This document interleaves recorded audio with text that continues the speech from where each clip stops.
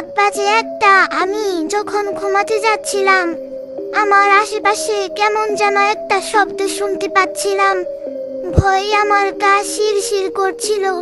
তখনই সামনে দেখি একটা ডাইনির মতো কে যেন আমার দিকে আসছে। ডাইনি নখটা যেমনই আমার কাছে দেয়, অমনি আমি ধাওয়া মেরে দেই। তারপরে ওকে বোঝাচ্ছিলাম যে আমি একদমই ভয় পাই না।